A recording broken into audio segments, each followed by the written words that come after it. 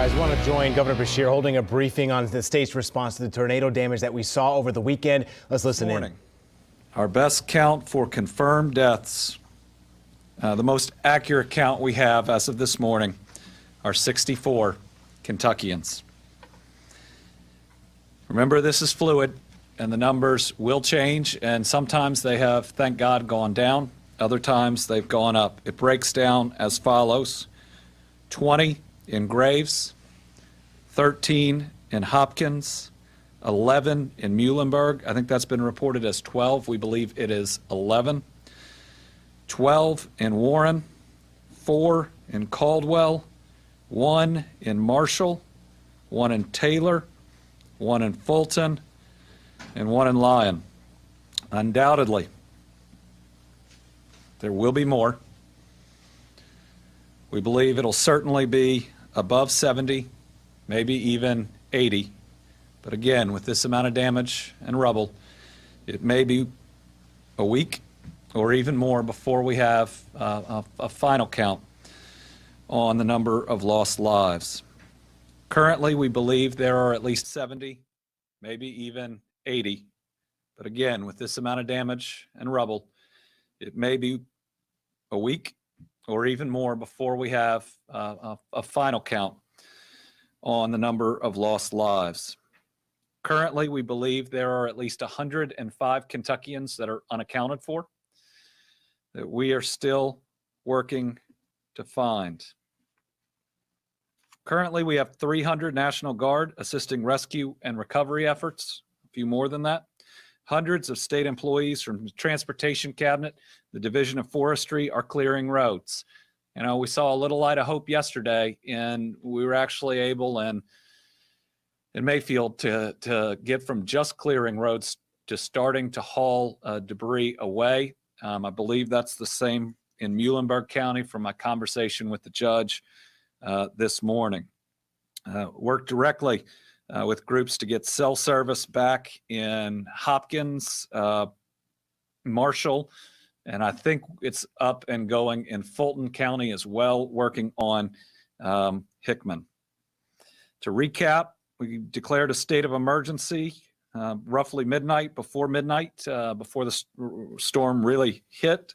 We received immediate federal emergency declaration, I believe, on Sunday, which is the fastest we've ever seen. And last night, we received a federal declaration of major emergency, I think the fastest that has ever been issued. And we are really grateful. From FEMA, Gracia Sheck is here with us and is going to give us an update on what that means. But it's really good news for our families. It means FEMA is going to be on the ground, documenting losses at people's homes, helping them go ahead and file their claims. Again, I believe this is the most rapid response by the federal government in the history of the United States of America, and we need it. And we are really grateful for it. And then Michael Dossett will go over a few other things here in a minute. New pieces out today, and I have a lot of pieces of paper here. I'm going to work through them the best I can. Is I'm ordering flags to half-staff in honor of those lost and those suffering from this tornado.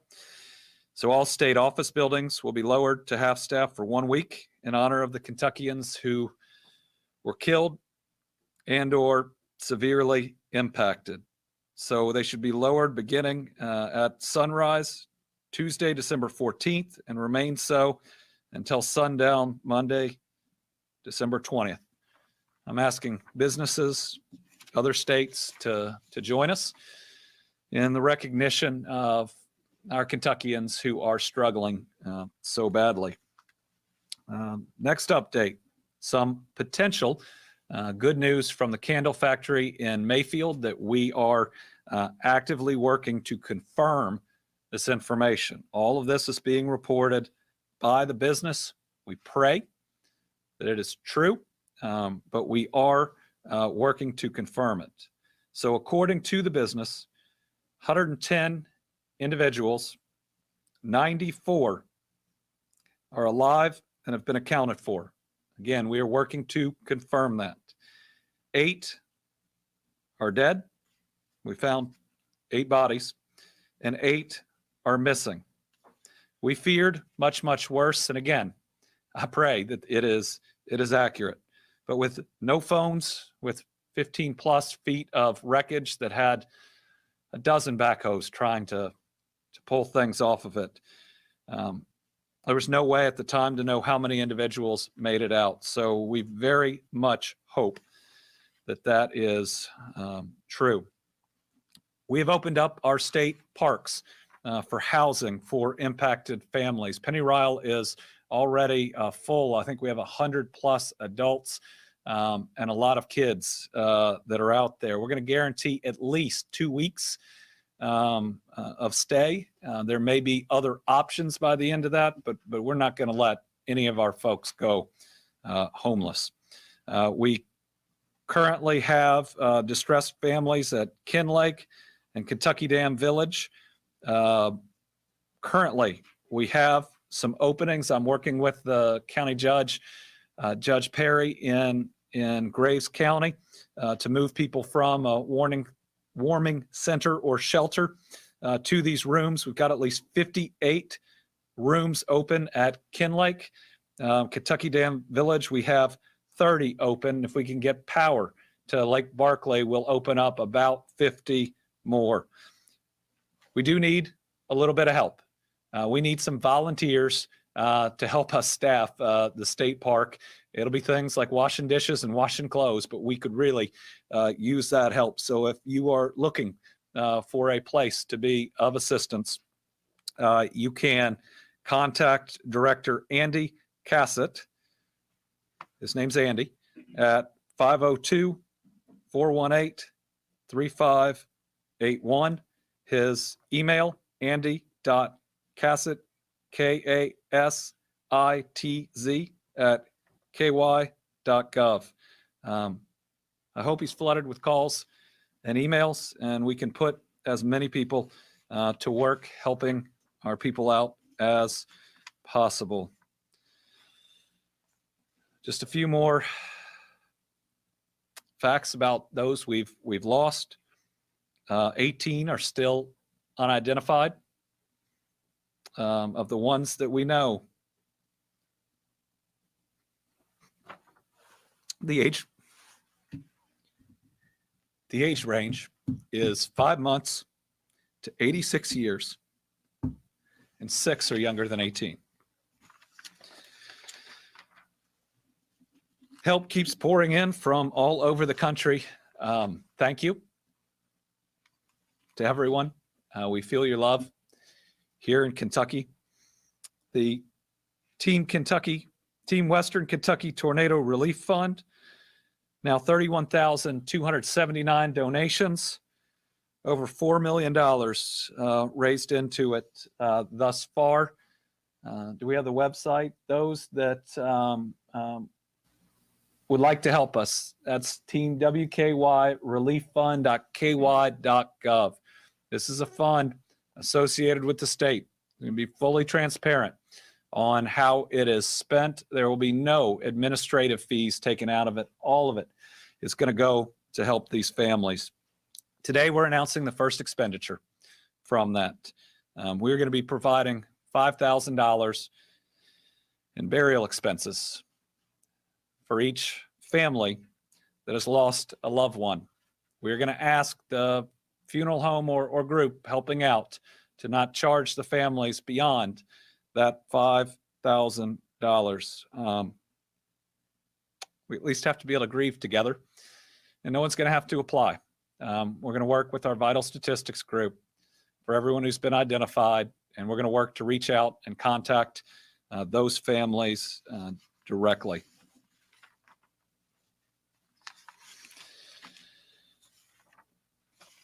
Right now, we think we have about 30,000 Kentucky homes that are without power. Significant debris removal going on right now. But there's just a mountain of waste it is going to take a significant amount of time.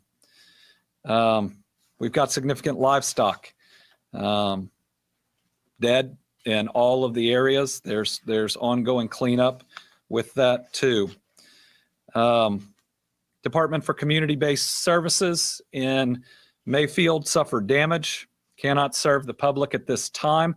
A mobile unit is in process to get down there so it can provide those continuing needed services. Those that have needs for the Department for Community-Based Services can call 1-855-306-8959 or applying for help online through the Connect site. Walgreens in Mayfield is the only pharmacy that has been open. Starting today, Walmart plans to open for prescription fulfillment. This is in Mayfield. If you need a refill, it helps if you can bring your medication bottles. But the pharmacy recognized that you probably don't have them. So if you have a list of your medications, that would be helpful too. Mayfield Nursing and Rehab has been closed due to storm damage and will need to rebuild. All residents have been relocated. Kentucky State Police is asking, especially in the Graves County area, for any family members of missing loved ones, you should report to the office building of His House Ministries to provide a reference standard to law enforcement for identification purposes. It's located at 1250 KY 303 in Mayfield. Anybody who needs assistance in getting there, call 859-267-7775. Kentucky State Police is also using rapid DNA technology to assist in the identification of victims. So they're requesting any family members of missing loved ones to come to that same building to submit DNA so that they can match. Kentucky State Police is also working to verify the information on the candle factory. I know, like the folks in Western Kentucky, I'm not doing so well today, and I'm not sure how many of us are. I was working on getting the confirmed deaths this morning and realized I was writing on the back of notes that one of my kids took from school. And here's what it is. It's notes on inertia. It means that an object that's in motion will stay in motion. So we're going to keep putting one foot in front of the other and push through this. Everybody out there, get the help you need. Take care of yourself, and we'll continue to provide updates. To the people of Western Kentucky, we're not going anywhere. We're going to be with you today. We're going to be with you tomorrow, and we're going to be there with you to rebuild. This is one state of people that love one another. And I think everybody in Kentucky, but also everybody in the country is standing with you. And with that, I'll turn it over to Director Dossett.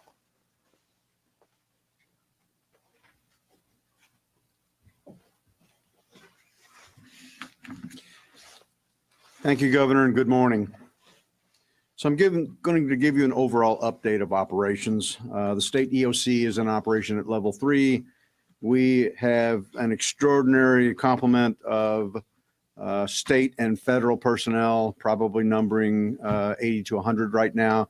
These folks will be on duty each day and every day, including the weekends, to answer the requests from our counties and to render assistance. So we have representatives from the Kentucky Transportation Cabinet, the National Guard, forestry, law enforcement, energy sector, sheltering, volunteer organization, parks, Red Cross. We've established an aircraft command and control section for overflights to survey the damage. So now I'll go into some of the power numbers. And Governor, there's been some good news. Within the last 10 minutes, the numbers dropped again. We are literally at 28,531 outages as of this moment.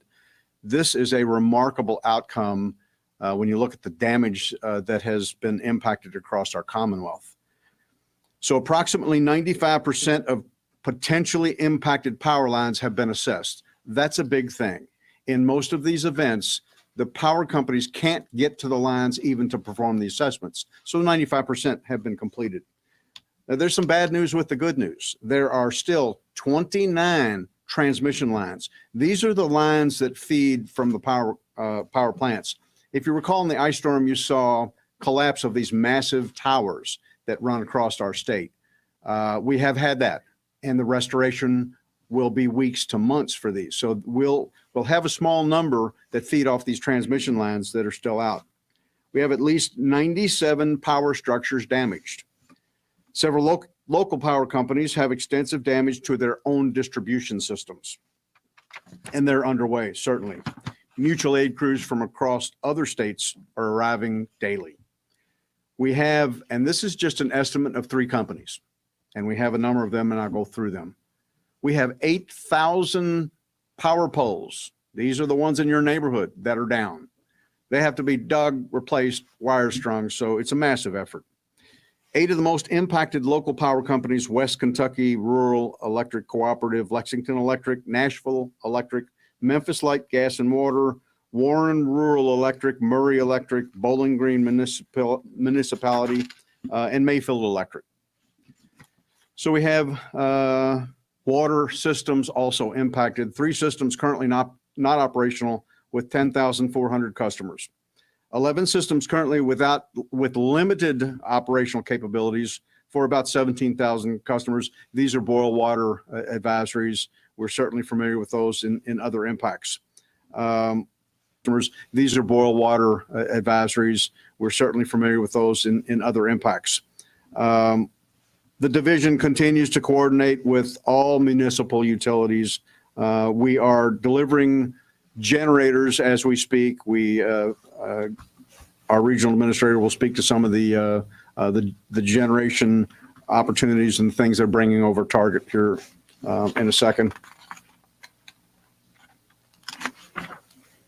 In Graves, in Mayfield, they're experiencing overload in some circuits, and that is to be expected because of the level of power that they're trying to restore.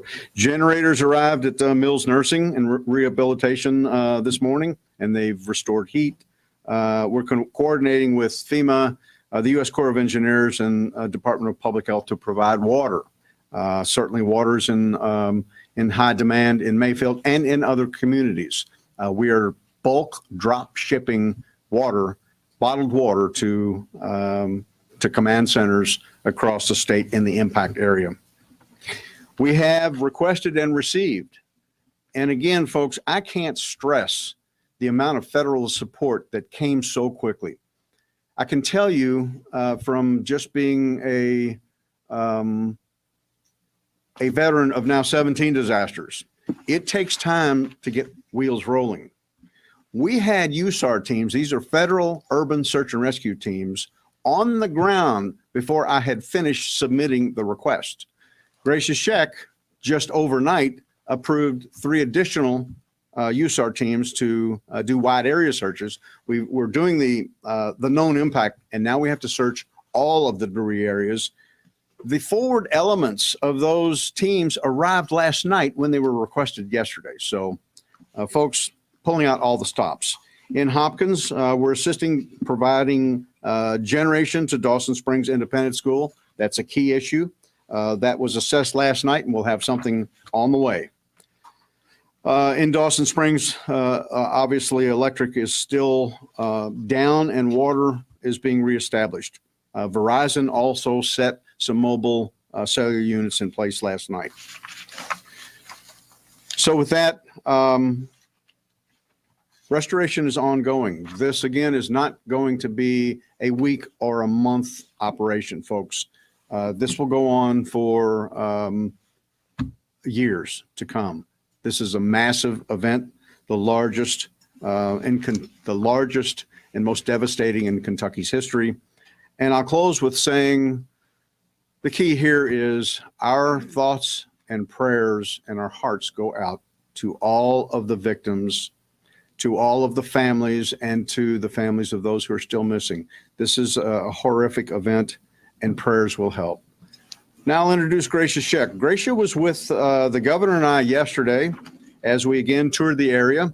with the Secretary of DHS, Alejandro Mayorkas. It's always a challenge to pronounce the Secretary's name. And also Gracia's immediate boss, the FEMA Administrator, Deanne Criswell. These were remarkable folks. I spent the day with them. The governor was with them. They get it and they care. And Gracia, in syncing with Administrator Criswell and Secretary Mayorkas, had our application all the way to the White House with approvals, waiting for the signed document. And that's how quick this thing moves. So thank you, Gracia, and please update us on FEMA.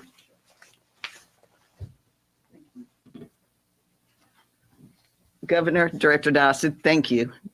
Yesterday meant so much to the secretary, to the administrator, to really see, and as they said, the pictures didn't do anything what we saw on the ground, and such an impact.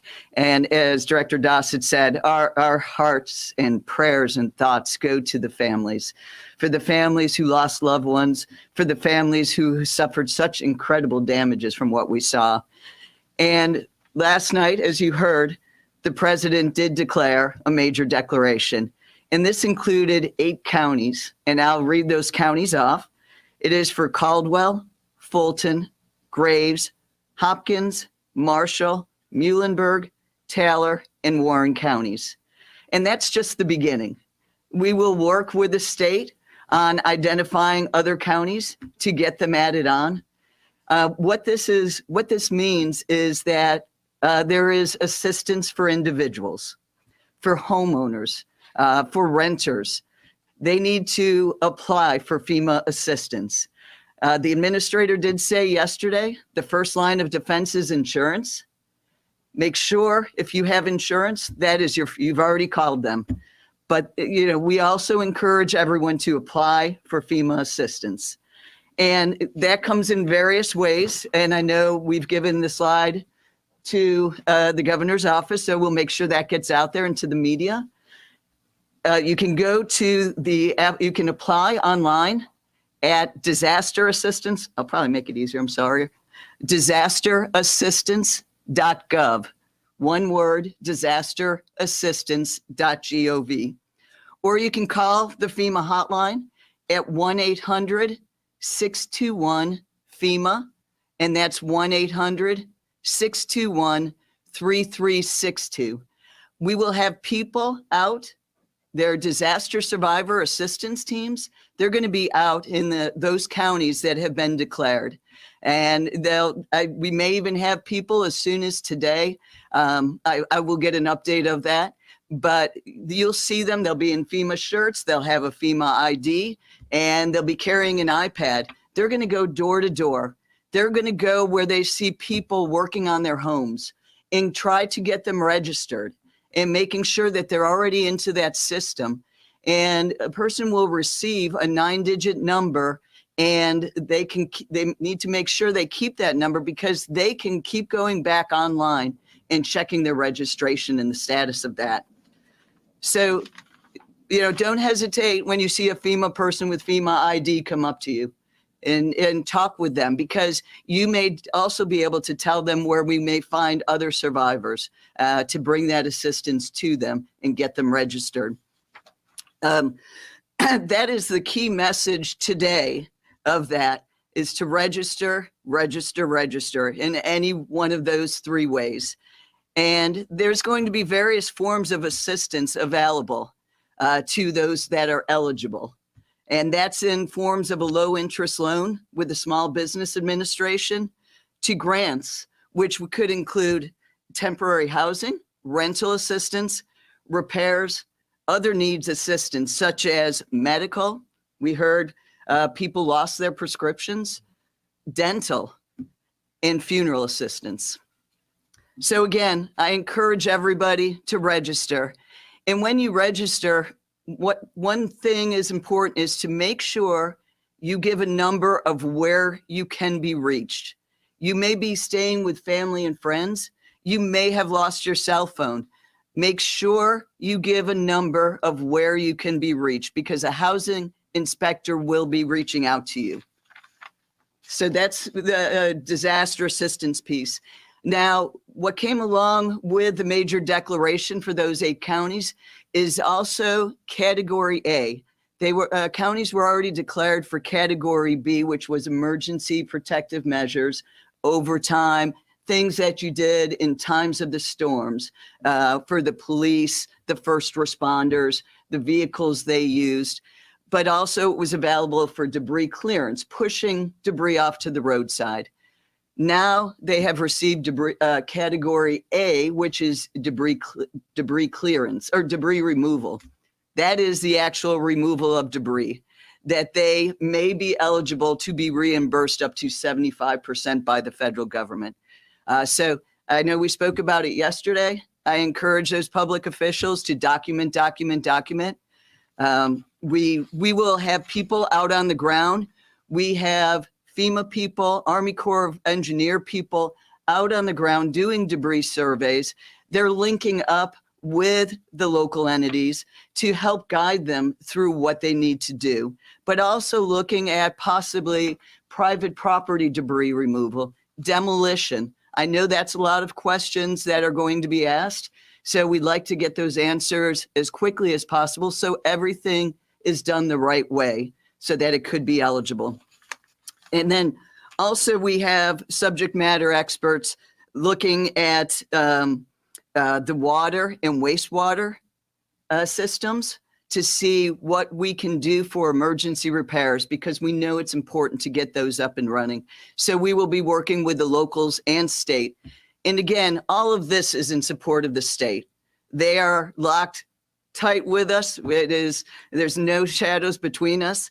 So that's what we're doing. And as Director Dossett spoke about, yes, we have 4 urban search and rescue teams on the ground, one being at the Candle Factory, where the 3 others are in Graves County, and they're doing the primary and secondary searches. They've already begun those this morning.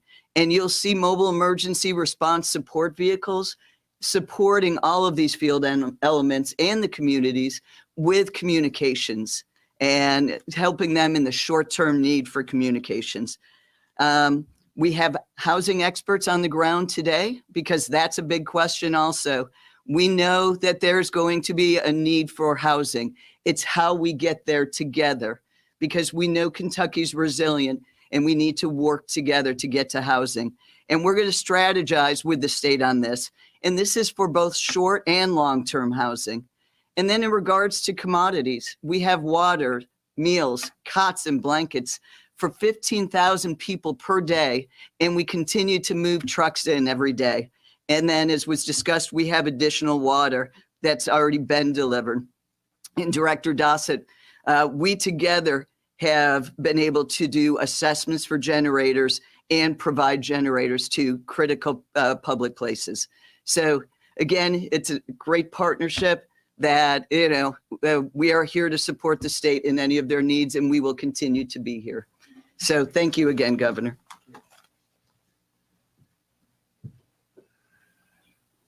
All right, we'll open it up to questions. We've got 5 that are here with us today, 5 journalists and others on the line. So we'll start with Georgia MacArthur. Okay, we'll go to Carolina. Governor, your voice is shaking this morning. You nearly broke down. You were announcing some of the ages. How are you feeling? How are the people of Western Kentucky feeling, the ones that you've seen? Just how is everyone doing? People of Western Kentucky have gone through an unspeakable trauma. I mean, it's traumatic. You can be in there helping. You go from grief to shock to being resolute, span of 10 minutes, and then you go back. It's hard to understand how something like this, or why something like this happens. It is just awful. And the people who lost everything, but are still here with us, it's hard to think of them as lucky, but this is really hard. But we're going to make it. We put one foot in front of the other, make sure we have the inertia, and we'll rebuild. There's going to be grief. There's going to be cleanup. But then we're going to make sure that everybody gets back on their feet. We do have a lot of support out there. I mean, the whole country is calling and trying to help. Actually, one of the biggest challenges we have in these counties is too much in many ways. How to coordinate an unprecedented amount of goods and of volunteers. And but there's a lot of love out there. Bill?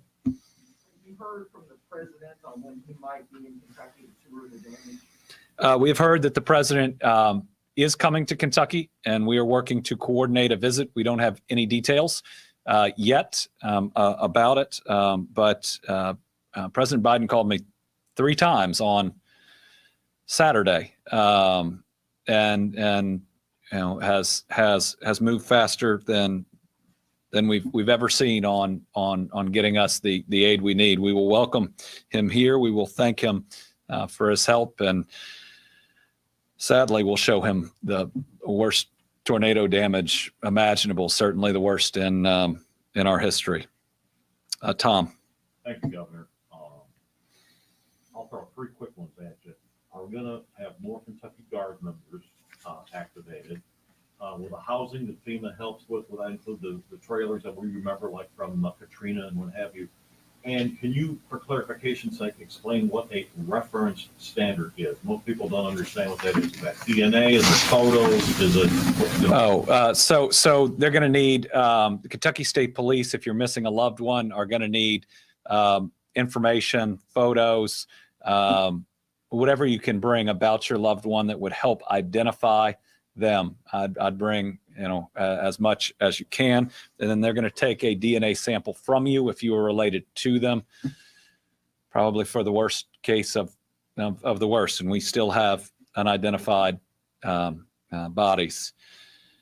We will call out as many National Guard as are needed.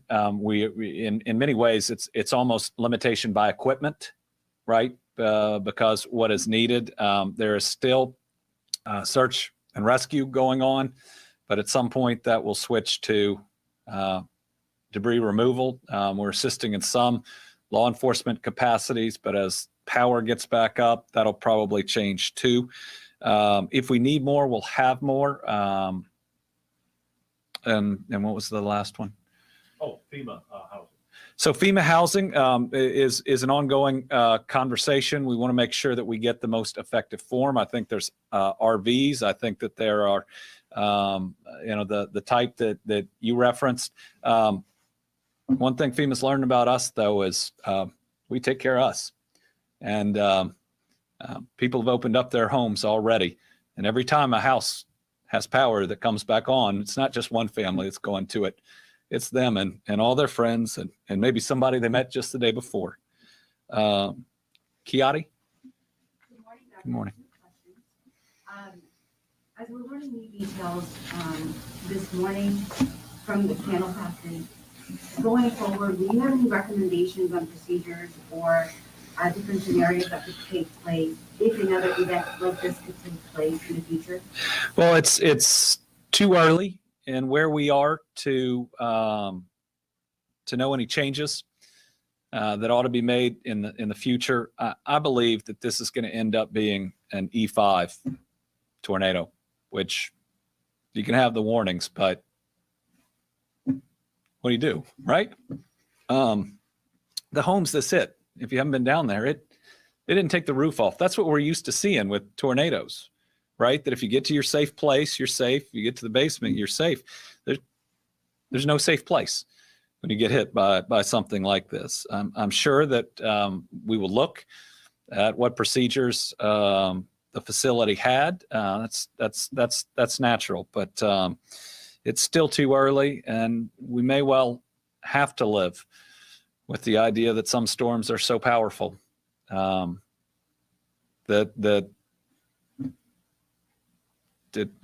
what we can do to protect ourselves is limited. I really hope the information is correct and is verified, because if 94 folks are are safe and accounted for. That's the miracle we've been hoping for a couple of days. Very first place I went was that factory, and the 94 must have been folks that had left before, because it's hard to imagine surviving once it hit. Do you have one more? I do. Okay. Today, December 13th, 1 year ago, we watched vaccines arrive to Kentucky. Yeah. We're still in a pandemic while this crisis in Western Kentucky across the state is impacting us. 1 year later, just your thoughts right now with what's going on with Kentucky. It's hard. We've had a pandemic the last 2 years. We've had a historic ice storm. We had flooding that had some of our eastern Kentucky towns underwater, and now we have this. We'll push through all of it because we don't have a choice, and we're strong enough to do it. John Boyle, WFPL. Hi, Governor. I wanted to speak specifically about the candle factory. Obviously, that's a big development if it does turn out to be true. And I know you guys are working on confirming it, but I wanted to get a sense from you, how confident the state is in that information at this point in the process, and then a little bit of, I guess, specific details on the ways you guys are working through it to verify that this information is correct. So we're verifying the information. So I don't have a level of confidence yet. This is information provided directly by the company. Kentucky State Police is working through the list of individuals they found. We just want to make sure they are okay, and then we need to proof whatever documentation it would take to establish the number of people who were there that we have to account for. We believe it's 110. We just want to make sure. So I can't give you a level of confidence, but this is the information the company's providing, and so I want to provide it to the public, and very much hope that it's true. I think the company has also pledged to cover funeral expenses of their families. Jack Bramer from the Herald Leader. Governor, of the 64 people confirmed dead, do you know how many have been identified? And of the 105 Kentuckians unaccounted for, do you have a county by county breakdown of those folks? I don't have a county by county breakdown with me now. We will work on getting that. And remember, that's fluid because people have to report somebody as missing. So 18 of the 64, to my knowledge, are unidentified. So I'm not going to try to do math up here, but if you do the subtraction there, you'll get the identification. WDRB.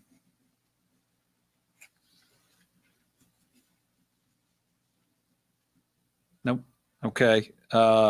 Newsy.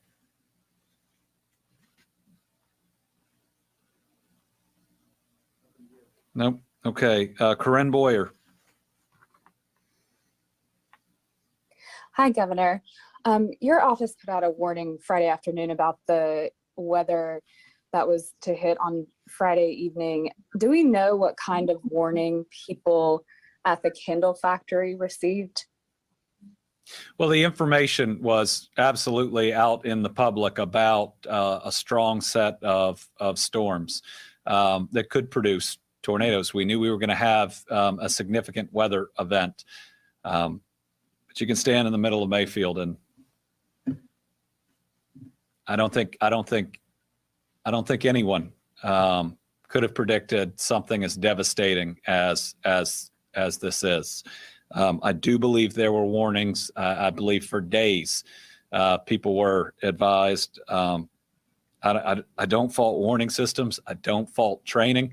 I don't know about the procedures in the candle factory, and don't have any reason to fault that either. I mean, how do you tell people that there's going to be one of the most powerful tornadoes in history and it's going to come directly through your building? It's another reason it just makes it really hard. It's the why is an answer that that we'll get one day, but not one I think that we'll get on this earth. Debbie Yetter, the Courier Journal.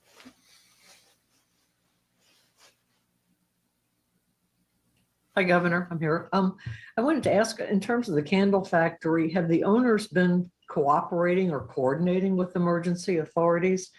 And ultimately, whose responsibility is it for establishing the deaths? I presume they aren't the official person to do that. And finally, is the search and rescue still going on at the candle factory? And what are you all finding?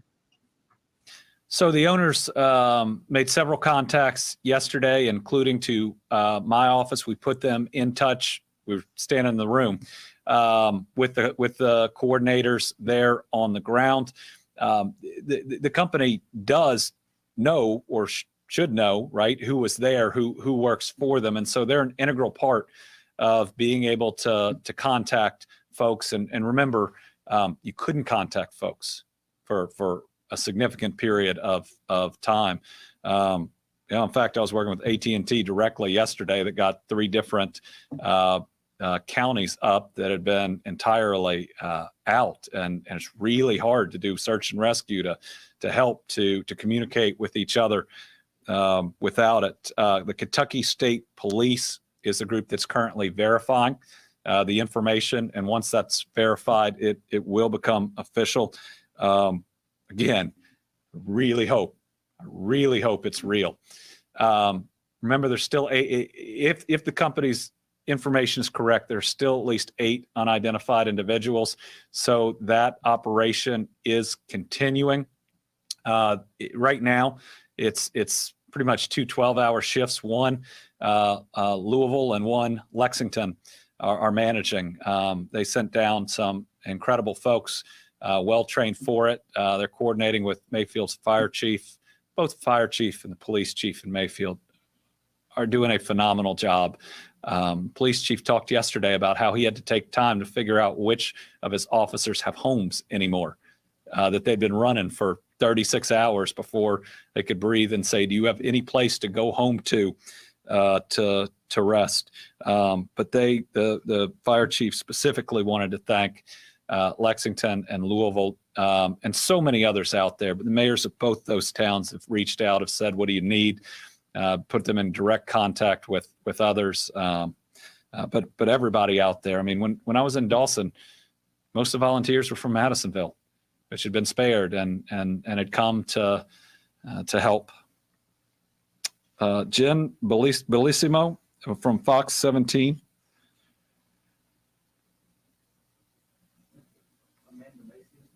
Yeah. Okay. Amanda Macias for CNBC.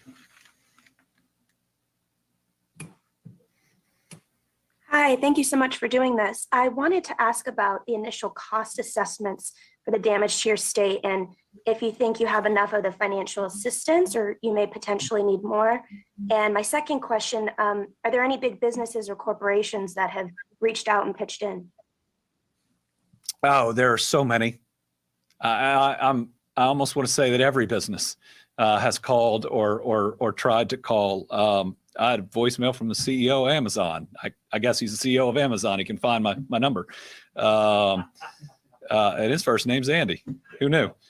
But all over, and it's actually really hard to process the requests when it's wild when you have like a Fortune 50 company and you say, I'll make that call back when I can. The love has been unbelievable.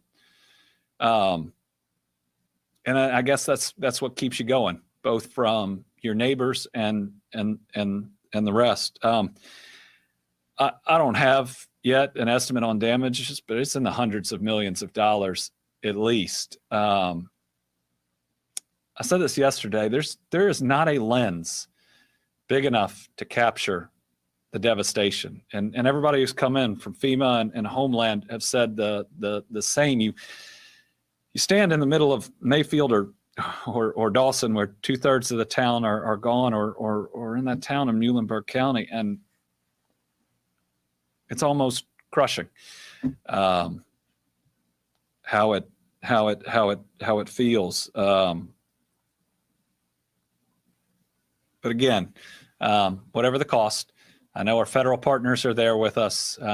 We will spare no expense by the state. I'm going to spend as much of today as I can ensuring, whether it's state parks or others, that we've got a warm place for our families to sleep. And then turning tomorrow or the next day, I'm going to make sure that we come together to make sure these families can celebrate Christmas too. We lost some kids, and we have some kids that lost their homes. And at this time of year, especially as a person of faith, I want to make sure that we can be there for them. And I know now I said that there's going to be another round of support that comes out there. All right. I appreciate it. Oh, Karen Czar. Karen, last question, because this is about all I can do. Thanks, Governor. I apologize. I actually have to. Thank you to you and thank you to your team for getting us info so quickly over the weekend.